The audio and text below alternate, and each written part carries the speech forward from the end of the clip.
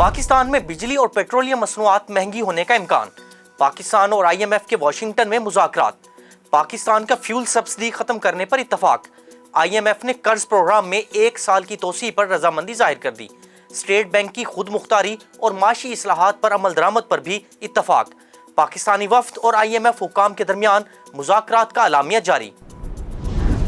پاکستان کے ڈیفالٹ ہونے کا کوئی چانس نہیں، ہمیں مشکل فیصلے کرنا ہوں گے، اس سال ٹیکس ریٹ بڑھانے کا کوئی ارادہ نہیں، وزیر خزانہ مفتاح اسماعیل کی news conference. I M F chief northern reporter کہتے ہیں پاکستان کی پروگرام میں توسیع کی درخواست مقاصد کے حصول کی طرف اشارہ ہے، پاکستانی وزیر خزانہ کے ساتھ سبسڈی ختم کرنے پر اتفاق ہوا،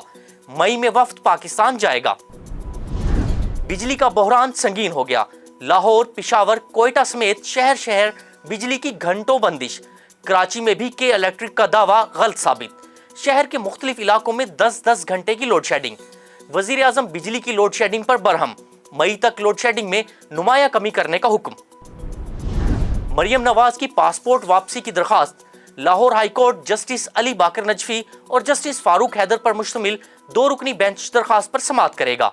عمرہ کی ادائیگی کے لیے جانا ہے، پاسپورٹ سرنڈر ہونے کی وجہ سے نہیں جا سکتی، عدالت پاسپورٹ واپس کرنے کا حکم دے، مریم نواز کا درخواست میں موقف۔ ممنوعہ فنڈنگ کیس کے فیصلے کا خوف یا کوئی اور وجہ، تحریک انصاف کا کل الیکشن کمیشن دفاتر کے باہر احتجاج کا اعلان، عمران خان کی زیر صدارت سیاسی کمیٹی اجلاس میں فیصلہ۔ تحریک انصاف کا الیکشن کمیشن پر جانبداری کا الزام، پی ٹی آئی کی درخواست پر اسلام آباد ہائی کورٹ میں سماعت، پی ٹی آئی کی 17 سیاسی جماعتوں کے خلاف کیسز کا فیصلہ بھی 1 ماہ میں کرنے کی استدعا۔ آئی ایم ایف کے ساتھ مذاکرات کے بعد امریکی کرنسی کی قیمت میں کمی، انٹر بینک میں ڈالر 1 روپے 20 پیسے سستا، 186 روپے 75 پیسے سے کم ہو کر 185 روپے 55 پیسے کا ہو گیا۔ پاکستان سٹاک ایکسچینج میں تیزی، 100 انڈیکس میں 600 سے زائد پوائنٹس کا اضافہ، انڈیکس 46,159 پر ٹریڈ کر رہا ہے۔ کرونا کیسز میں مسلسل کمی، 24 گھنٹے کے دوران 100 نئے کیسز رپورٹ، کرونا مثبت کیسز کی شرح 0.53% ریکارڈ۔ برے صغیر کے عظیم موسیقار استاد بڑے غلام علی خان کا 54واں یوم وفات،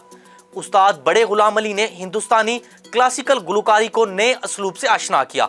کلاسیکل موسیقی کے بے تاج بادشاہ کا ایک زمانہ مداح رہا، بھارتی حکومت نے سنگیت ناٹک اکیڈمی ایوارڈ اور پدما بھوشن ایوارڈ سے نوازا۔